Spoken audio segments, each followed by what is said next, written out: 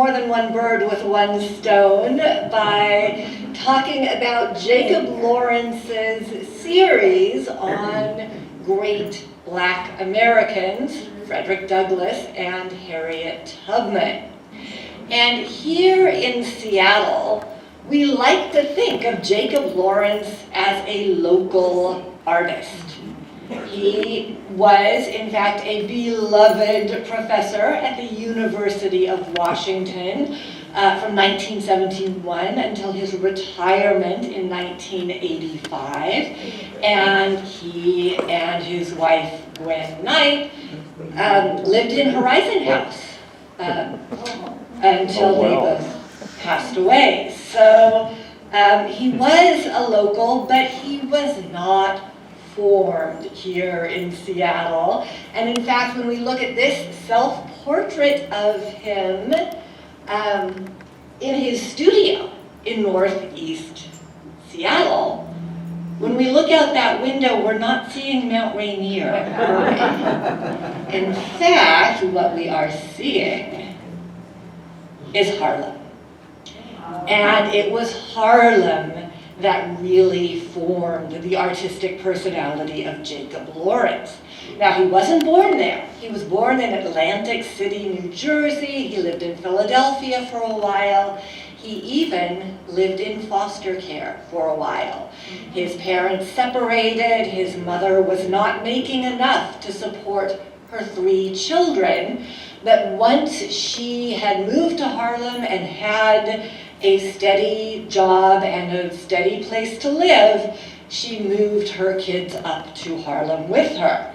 Now, this was not the Harlem that James Van Der Zee depicts in images like Couple from 1933, which is just a couple of years after Jacob Lawrence moved to Harlem. The raccoon coats and cars were far from the reality of the Lawrence household. His mother was a domestic worker, and they lived in tenement housing. And yet we could see this as a kind of a spiritual self-portrait. Even though it was made when Lawrence was 19, we see the mother coming home and being welcomed by her 1, 2, 3 kids, 2 boys and a girl, just like Jacob Lawrence's household. And in fact, the exhaustion of the Black working woman would be an important theme in Lawrence's work. So another early work, this one done when he was about 21. And he was lucky, and his mother was lucky, in that she had high quality childcare for her kids. They could go to after-school programs at Utopia Children's House, which was designed to be a safe place for Harlem children while their parents were still at work. And those programs included art classes. WPA sponsored art classes during the Depression at the Harlem Art Workshop. This was where Jacob Lawrence took his first art classes. And his students his teachers quickly recognized his talent and drive and encouraged him to become an artist. His mother was not fond of the idea. She wanted him to be a mailman, something with a good pension. But there were other artists in Harlem who could provide an example of what it was like to be an artist. Artists like Harriet Douglas, who designed the cover and helped put out this journal, quarterly journal, devoted to younger Negro artists, as it says. Harriet Douglas was in these years painting WPA murals in the New York Public Library, the 135th Street branch now known as the Schomburg Center for Research in Black Culture. So this is a model for a young Jacob Lawrence. Oops, wrong way. And he spent a lot of time in the Schomburg Center, in the public library, reading art books. Reading, yes, about his own people and about black art, but about all art, learning the whole history of art. So it was at a moment where there was an intense interest in African art. And he saw this exhibition, African Negro art, at the Museum of Modern Art several times. A show that they had Walker Evans photograph the catalog for. So these photographs are works of art, as are the works of art being photographed. But this was the first time that an exhibition of African art was held not in the ethnographic museum, but at an art museum, at the Museum of Modern Art. And of course, by the 1930s, artists like Picasso and Matisse had been influenced by African art by almost 30 years by this point. Another artist working in Harlem, Charles Alston, painting, leading a team of black fresco painters in Harlem Hospital. Here painting Magic and Medicine, one of Alston's assistants was a young woman from the Caribbean named Gwynne Knight, who would become Mrs. Jacob Lawrence.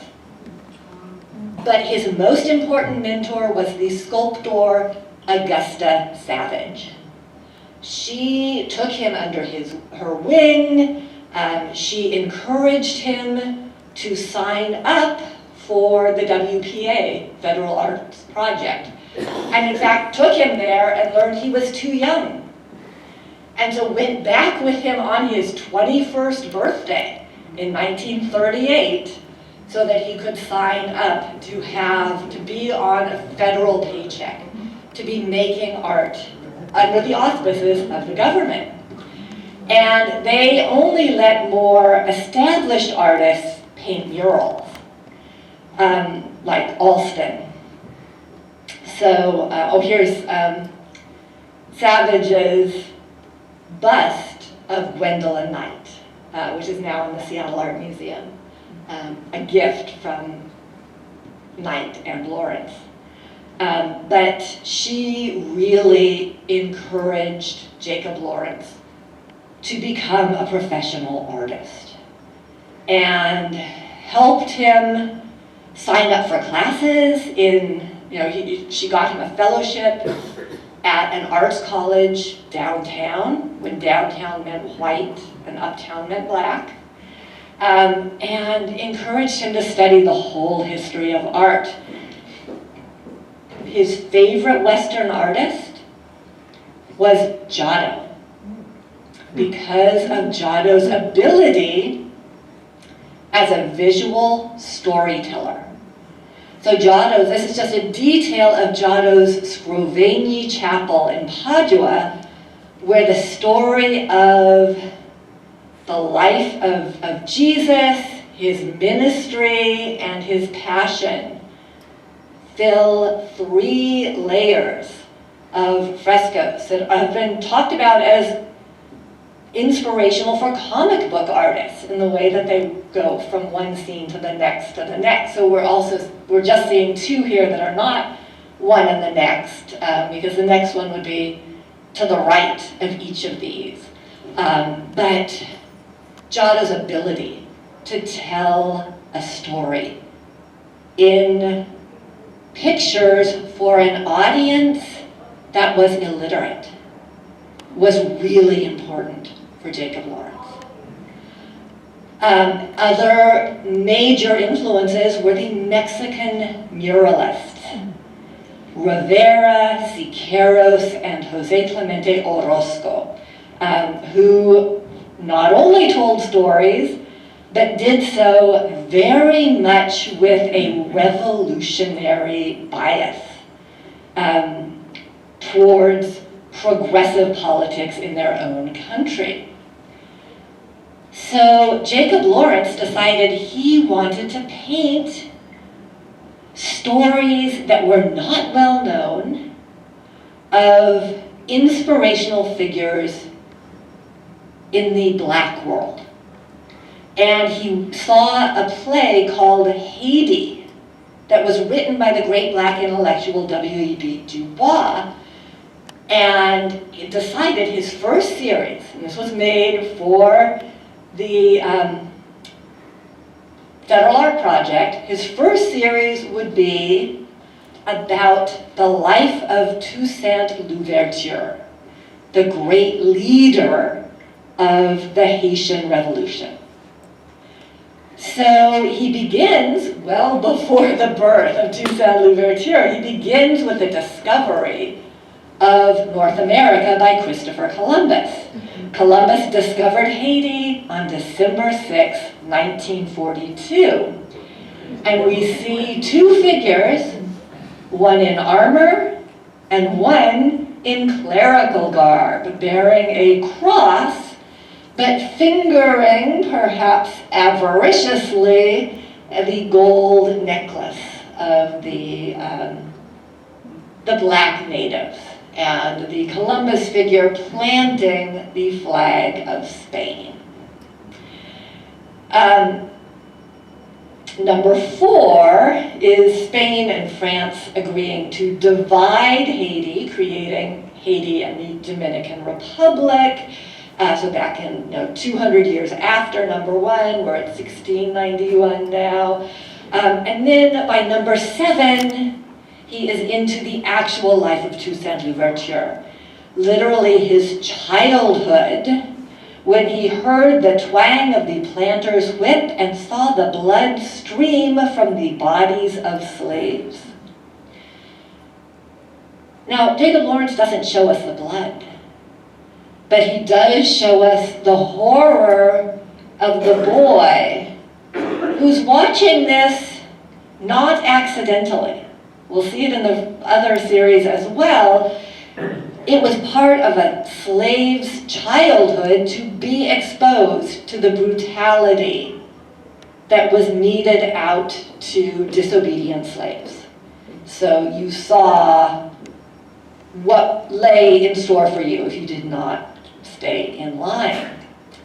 So it went through and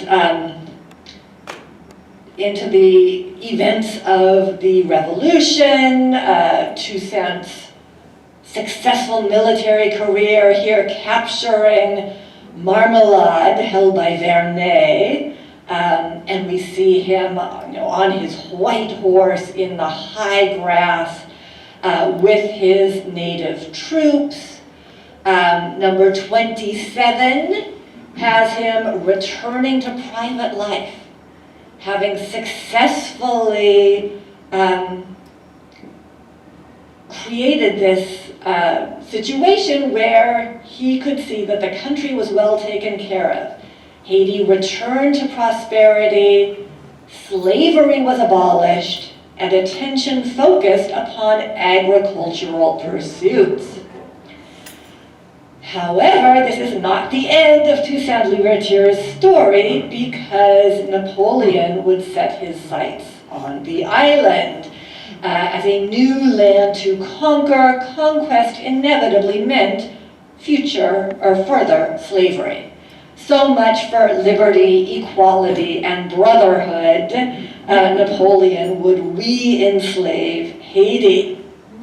And would attack and would be ably parried by Toussaint's troops. It took a trick.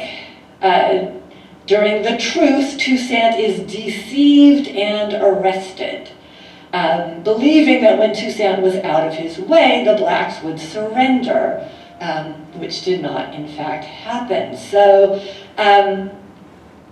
Lawrence took this story from the history books, from the play Haiti, and made this stirring series of paintings on the history of Haiti. But for his next series, he decided he wanted to be closer at home.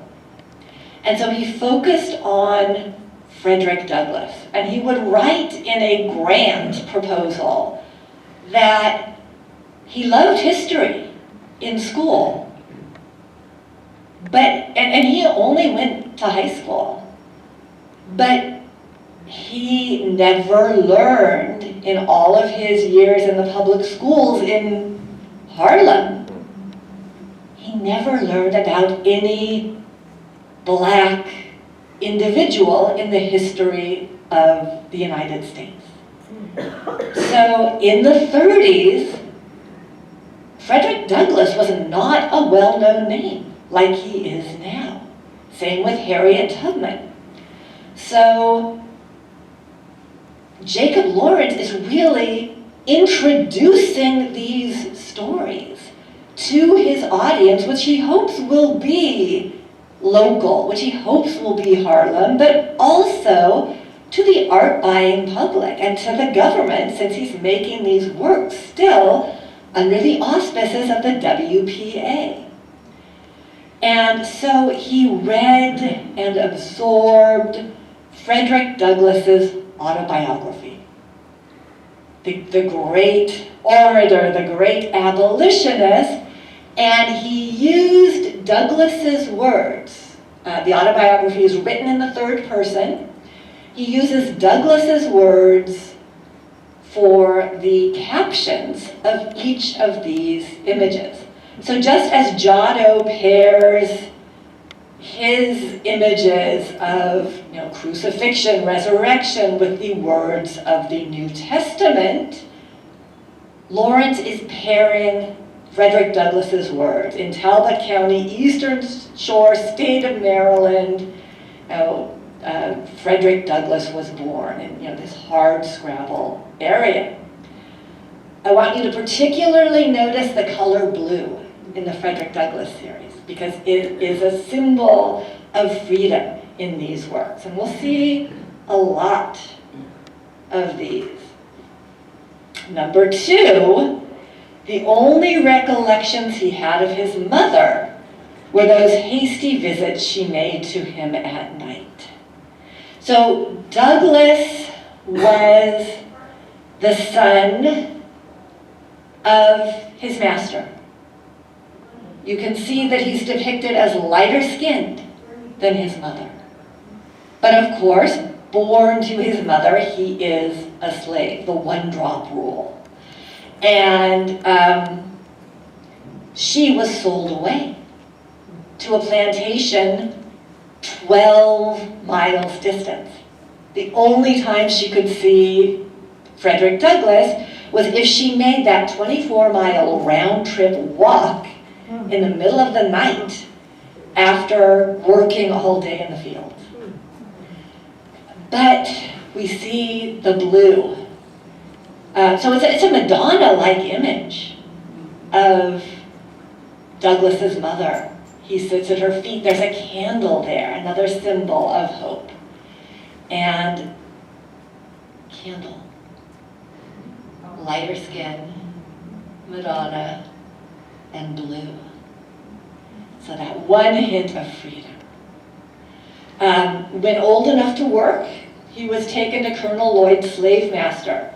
His first introduction to the realities of the slave system was the flogging of Millie, a slave on the Lloyd plantation.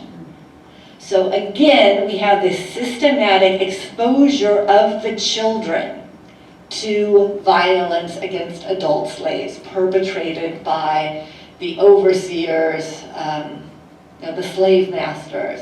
And here we see Douglass, lighter skinned, watching Millie's brutalization, dehumanization. And that was part of the system.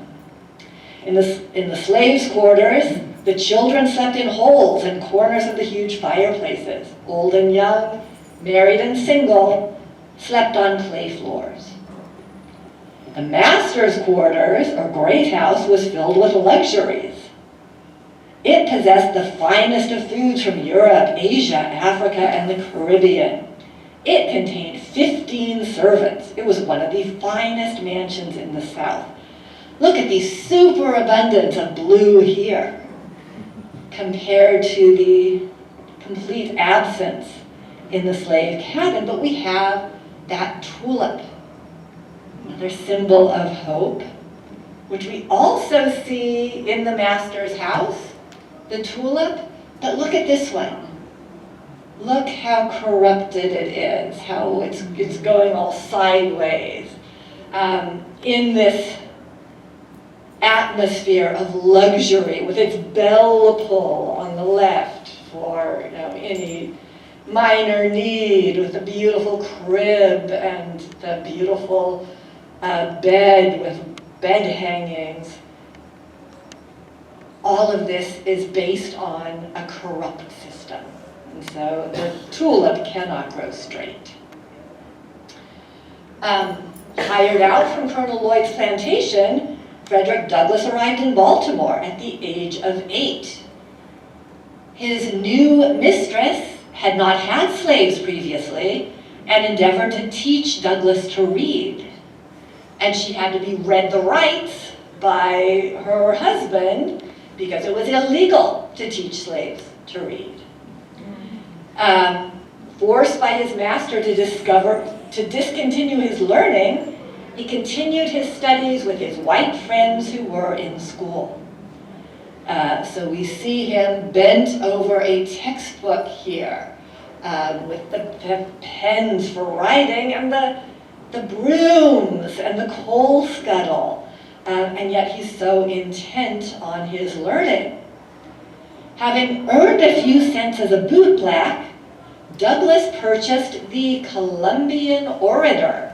In this, he studied Sheridan's speeches on the Catholic Emancipation, Lord Chatham's speech on the American War, and speeches by the great William Pitt and Fox.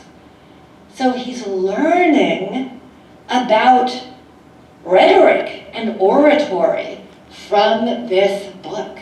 Look, there's a pot here with a tulip leaf and the candle burning. Douglas was asked to teach a Sunday school, but was stopped by a mob who threatened them with death if they continued, if he continued teaching religion. And the master of Douglas, seeing he was of a rebellious nature, sent him to a Mr. Covey, who had set up a reputation as a slave breaker. A second attempt by Covey to flog Douglas was unsuccessful. This was one of the most important incidents in the life of Fredrick Douglass. He learned that a slave that was flogged easily was flogged often, and that a slave that was not flogged easily was not flogged often. And Lawrence depicts him, although barefoot and naked from the waist up, overmastering the weak-chinned Mr. Covey with his boots and his kind of ridiculous red and yellow checked shirt and his hammer, his weapons. He's surrounded here with all of the things of a blacksmith studio that are going to be used on a human. And yet, Douglas overmasters him. And we see, again, that blue of freedom in the doorway. The slaves were invariably given Christmas and New Year's holiday, which they spent in various ways, including drinking, the latter being most encouraged by the slaveholders, this being the most effective way of keeping down the spirit of insurrection among slaves. And we can see the men in this image, the black men, either drinking or fallen down drunk. So the bottle, a way of keeping the slaves down. In 1836, Douglas conceived a plan of escape, influencing several slaves around him. And he told his co-conspirators what had been done, dared, suffered by men for the inestimable boon of liberty. But as the time of their intended escape drew nearer, their anxiety grew more and more intense. At midday, they were all called off the field only to discover that they had been betrayed. No blue at all in this image. Now, the men returned to chains. The white men, again, booted, hatted, weaponed, as people look on. So Douglas was sent off to work in the shipyards in Baltimore. Here, the workers were Negro slaves and a poor class of whites.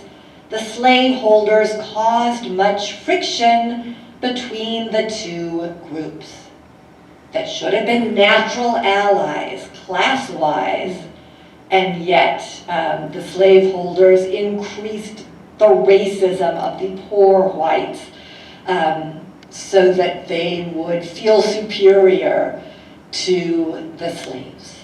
And finally, Douglas made his escape, a hazardous and exciting 24 hours.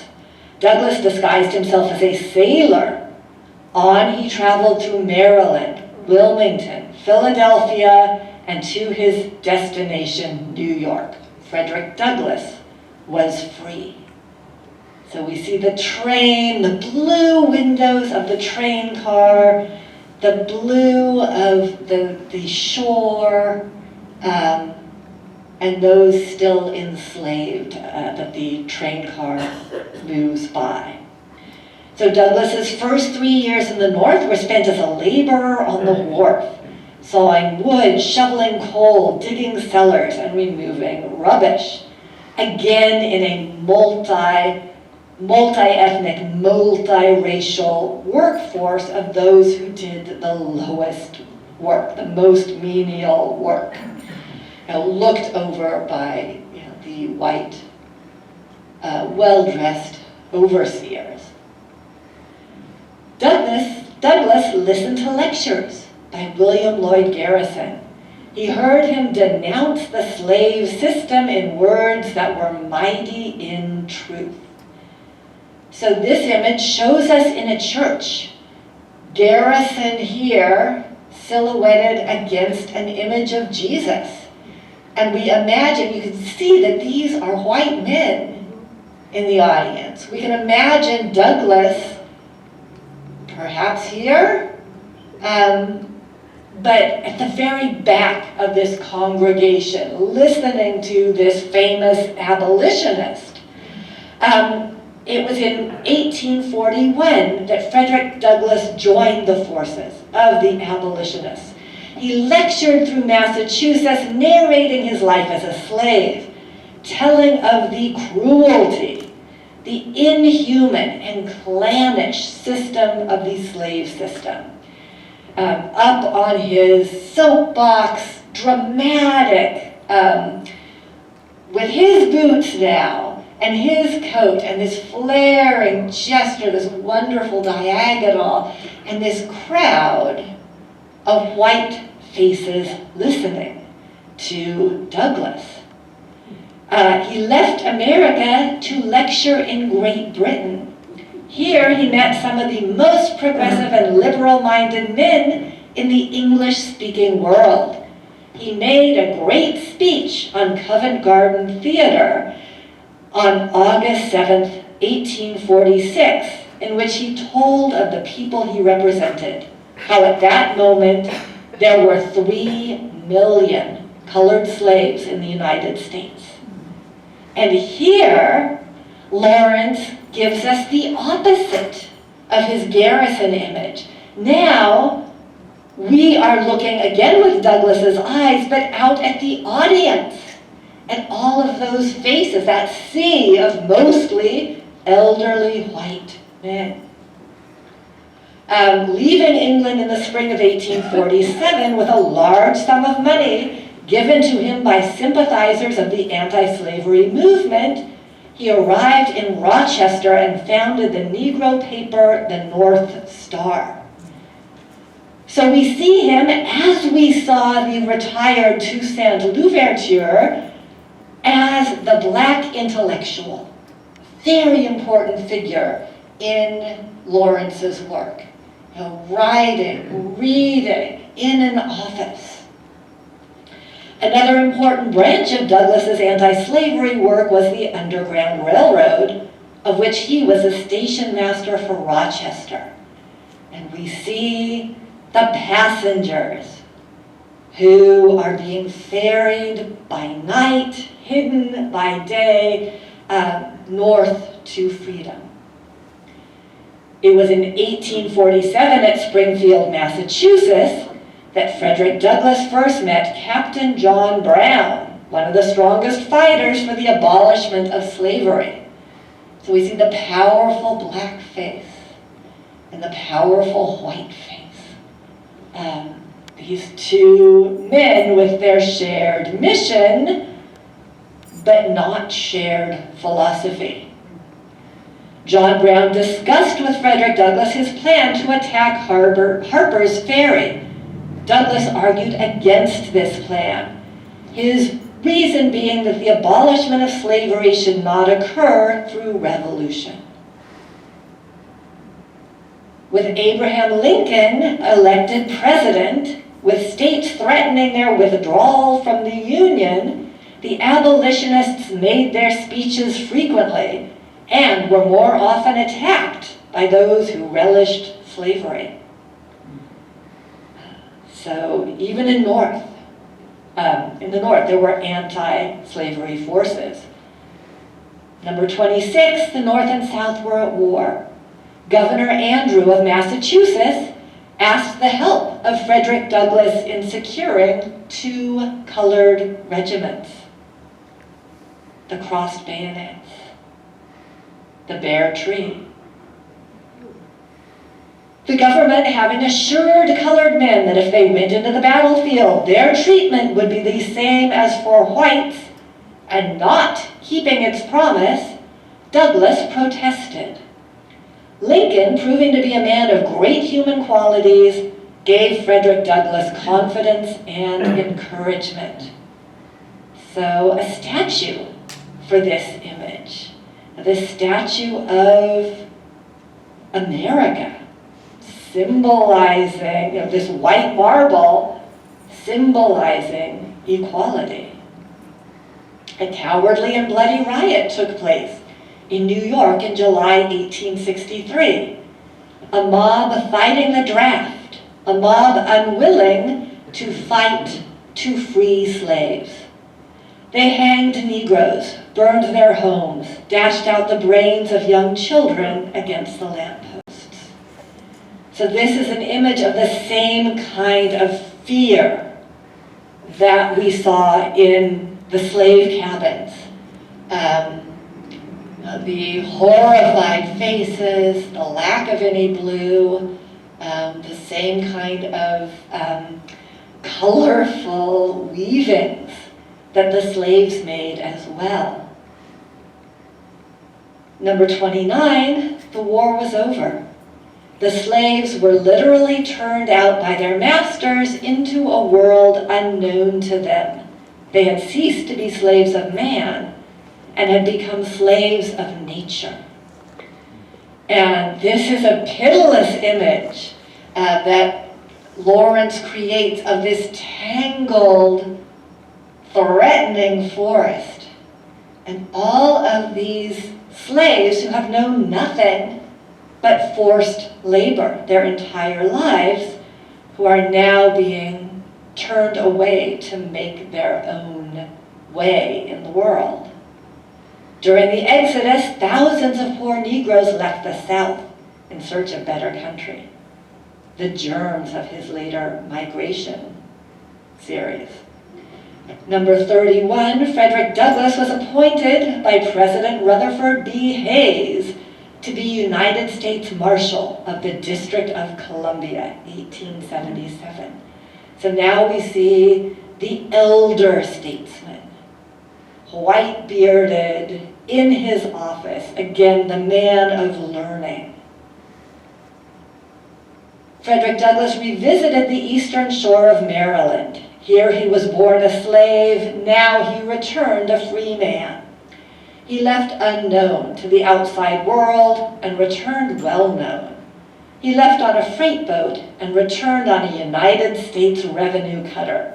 He was a citizen of the United States. The flag, hopeful against that strong blue field, and a yellow tulip growing on that bare hill. It's an almost abstract image that shows that Lawrence is aware how far that flag still had to go to keep its promises to Fredrick Douglass and to the black population. So with his next series, he chose another slave narrative, this time that of Harriet Tubman, who did not write her own autobiography because she was not literate. But he begins the life of Harriet Tubman with quotes. Number 1, with sweat and toil and ignorance, he consumes his life to pour the earnings into channels from which he does not drink. End quote. Harriet Ward Beecher, the mother, the abolitionist mother of the famous novelist Harriet Beecher Stowe. So we see the slaves and their labor, their backs bent under their loads, who are laboring to enrich others. Number 2, I am no friend of slavery, but I prefer the liberty of my own country to that of another people, and the liberty of my own race to that of another race. Henry Clay.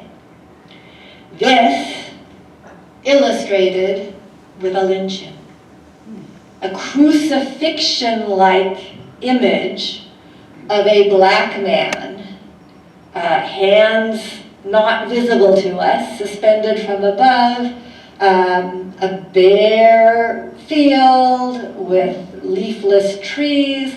What we do see are these slashes across the black man's back. And 3, a house divided against itself cannot stand. I believe that this government cannot last permanently, half slave and half free.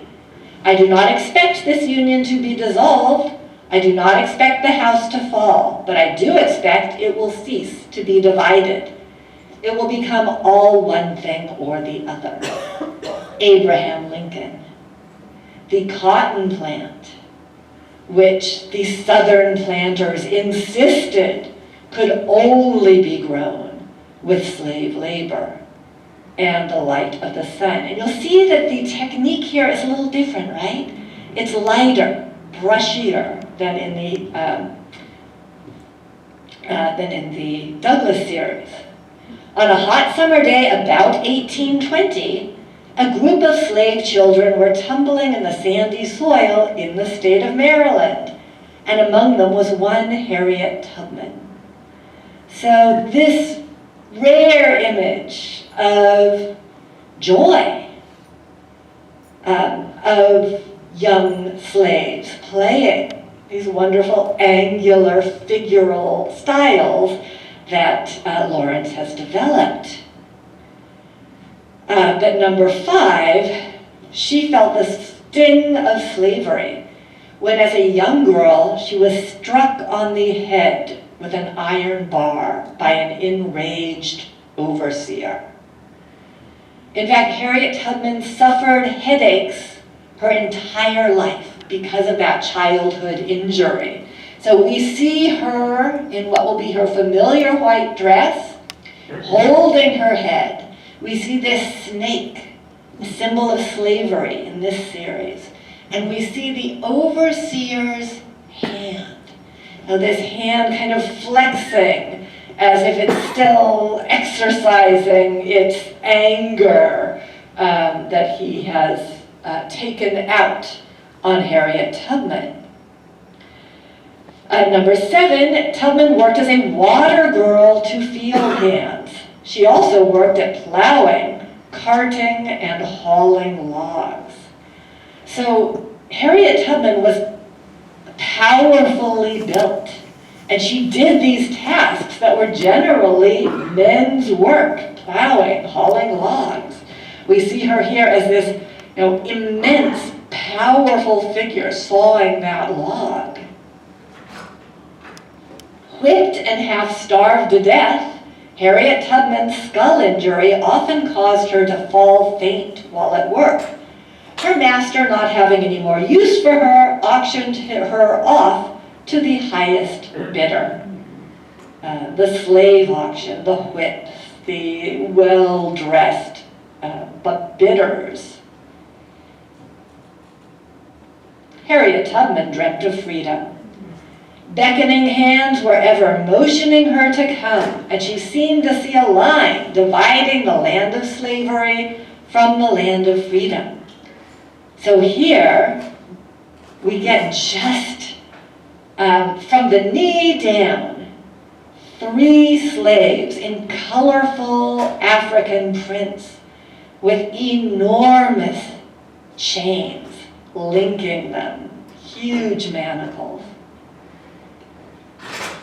Harriet Tubman was between 20 and 25 years of age at the time of her escape. She was now alone. She turned her face toward the north and fixing her eyes on the guiding star, she started out on her long, lonely journey. So she has broken those chains of slavery here in the foreground. She wears this white hooded garment. She heads out into the unknown. Even her husband was too frightened to accompany her. She went alone. And we see the snake of slavery rearing its dangerous head, but she focuses on that North Star. $500 reward. Runaway from subscriber on Thursday night the 4th. From the neighborhood of Cambridge, my Negro girl Harriet is dark chestnut color, rather stout build, but bright and handsome. So the text is just her reward offering. And the image is the dark night, the impenetrable woods, the North Star, the starry sky, and this weird cloud or hand that threateningly reaches into that image, that hand of slavery that is trying to claw Tubman back. Night after night, Harriet Tubman traveled, occasionally stopping to buy bread. She crouched behind trees or lay concealed in swamps by day until she reached the north. She's a tiny figure in this immense landscape with just the single star in this image. I had crossed the line of which I had been dreaming. I was free, but there was no one to welcome me to the land of freedom. Come to my help, Lord, for I am in trouble. So this is illustrated with Tubman's arrival in a northern city. All of these white faces, but she's never seen a friendly white face. And feels as lost here as she had in the South. Then Harriet Tubman met a lady who ushered her to a haycock. And Harriet found herself in a strange room, round and tapering to a peak. Here she rested and was fed well and continued on her way. It was Harriet Tubman's first experience with the Underground Railroad. So she's literally in a haystack, a hidden room, created for this express purpose of helping slaves move northward to freedom. So it's a disorienting image that Lawrence makes of this interior space where she is fed and cared for and can go on rested. So this was not enough for Tubman. Once she herself was free, she returned to help others. She piloted them north, traveling by night, hiding by day, scaling the mountains, wading the rivers, threading the forests. So she went 19 times, liberating over 300 pieces of living, breathing property. And we see her here with her white triangular form that Lawrence makes so easy for us to find, leading this small group of escapees, leading them towards the North Star across this inhospitable landscape. At one time during Harriet Tubman's expeditions into the South, the pursuit after her was very close and vigorous. The woods were scoured in all directions, and every person was stopped and asked, "Have you seen Harriet Tubman?" And again, Lawrence uses those strange pink hands, those here tree-like, cloud-like appendages with eyes. Even the moon and the stars have eyes in this image. Eyes are watching everywhere. Such a terror did she become to the slaveholders that a reward of $40,000 was offered for her head. She was so bold, daring, and elusive. An enormous sum of money in the 1840s. We see in the foreground the slave catchers consulting a map, perhaps, or perhaps the reward notice. Whereas in the background, Harriet is shepherding these souls to safety. In 1850, the Fugitive Slave Law was passed, which bound the people north of the Mason and Dixon line to return to bondage any fugitives found in their territories, forcing Harriet Tubman to lead her escaped slaves into Canada. So here, Lawrence suggests the snow-covered wastes that Tubman is now forced to cross with her escaped slaves, taking them farther north, taking them eventually to freedom. Every anti-slavery convention held within 500 miles of Harriet Tubman found her at the meeting. She spoke in words that brought tears to the eyes and sorrow to the hearts of all who heard her speak of the suffering of her people. And Lawrence creates this dramatic diagonal figure, arms raised, a sort of preacher's pose there, and the pink faces of her onlookers, but there is such righteousness in that figure of Tubman. The hounds are baying on my track. Old master comes behind, resolved that he will bring me back before I cross the line. The words of a spiritual here illustrated with just the hound, that skinny dog with a blood-red tongue sticking out on the trail of the escaped slaves. By this time, there was hardly an anti-slavery worker who did not know the name, Harriet Tubman. She had spoken in a dozen cities. People from here and abroad filled her hand with money. And over again, she made her mysterious raids across the border into the South. here accepting a coin from a white hand, a sympathetic hand. John Brown and Fredrick Douglas crossed into Canada and arrived at the town of St. Catharines, a settlement of fugitive slaves. Here Douglas had arranged for a meeting with Moses.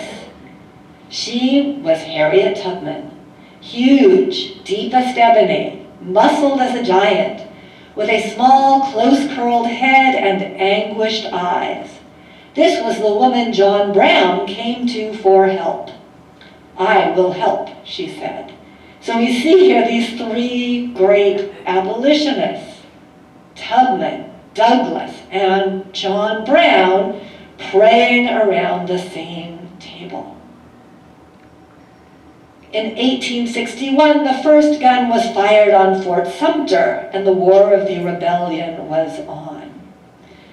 So, blood-red cannon fire, splitting the blue sky in this image, causing the dove to flee. Harriet Tubman went into the South and gained the confidence of the slaves by her cheerful words and sacred hymns. She obtained from them valuable information. So she's seen here in front of a slave cabin, in front of all these cotton baskets, in her cloak, with the other slaves whispering in her ears, telling her the secrets that the Union is depending on. So she becomes a spy, gathering intelligence. Number 30, the war was over. Men were being mustered out, and regiments melted away overnight. For Lincoln's words were now not paper words. They had been written in the travail and blood of the men whom Harriet Tubman had known. And Lawrence depicts this with bayonets planted in the earth with bloody stains at their tips. But the dove of peace is flying back. Number 31, Harriet Tubman spent the rest of her life in Auburn, New York. When she died, a large mass meeting was held in her honor, and on the outside of the county courthouse, a memorial tablet of bronze was erected. And that is that starry sky, deepest blue, spangled with gold stars, the sky that had guided Tubman back and forth into danger, onto freedom so many times. Tubman's story was so inspirational to Jacob Lawrence that it was the only one that he ever went back to and reprised. So in 1967, he did a children's book, Harriet and the Promised Land, where he retold the story of Harriet Tubman through forests, through rivers, up mountains. But by 1967, she wasn't such an unknown quantity as she had been in 1940. He had helped to make her a known figure. And of course, when he was painting in the 40s and the 30s, there was no Black History Month. That didn't come until much later, and of course, as any Black historian will point out, they gave them the shortest month of the year for Black History Month. But Jacob Lawrence felt the absence of those stories in his own education and made it part of his artistic endeavor to bring those stories to public consciousness. So he was not just painting to create beautiful shapes and colors. He was painting always with a message. And when he finished the Harriet Tubman series, he would turn his imagination to a more recent American phenomenon, the one that he had alluded to in the Fredrick Douglas series, that the 20th century manifestation of that great migration north in the series that he initially titled The Migration of the Negro, and then he went back and retitled it in the late 70s, simply The Migration Series. But the original caption during the World War, and this of course is painted in 1940, so he means the First World War, unaware of the fact that this phenomenon is going to accelerate on the heels of the Second World War. During the World War, there was a great migration north by Southern African Americans. Chicago, New York, St. Louis, they flocked to the great industrial cities of the North to escape the dire rural poverty and Jim Crow of the South. And the migration series was immediately proclaimed a masterpiece. It was obvious how powerful this work was in its evocation of the reasons that drove Southern blacks to leave the South, reasons like they were very poor. In this image that evokes Picasso's Blue Period, his emaciated people, one bowl, one spoon, one pot hung on the wall. There was lynching in another of these images. But also the reactions that they found in the North when they did proceed north, which included tuberculosis in overcrowded housing, but also better education and the right to vote. And the leitmotif of the entire series, which he keeps returning to like the refrain of a blues song, and the migrants kept coming through all 60 panels of the migration series. So individually, these works are modest, 12 by 18. But no, that's true of the Fredrick Douglas, the Harriet Tubman, the migration series. They're just small works, but they build on one another. And as a series, they are monumental.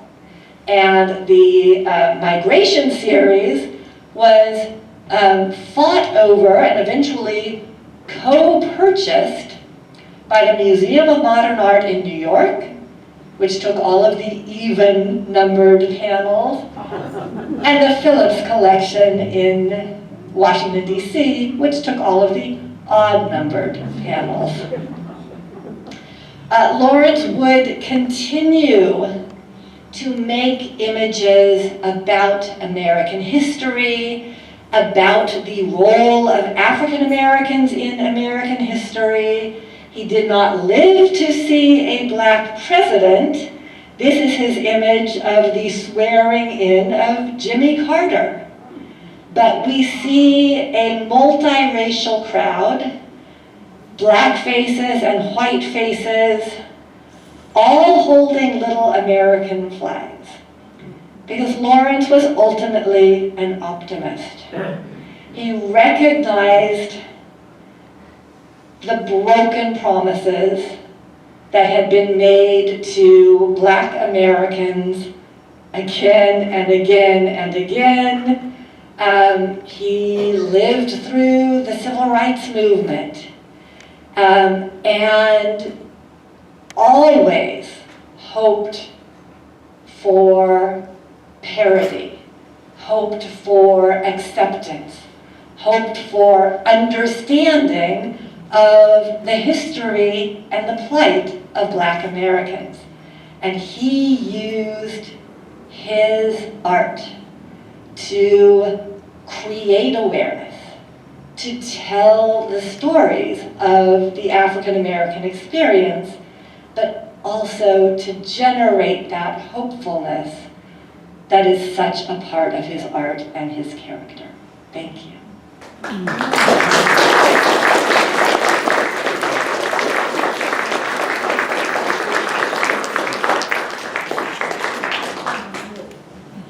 Are there questions or images you'd like a second look at?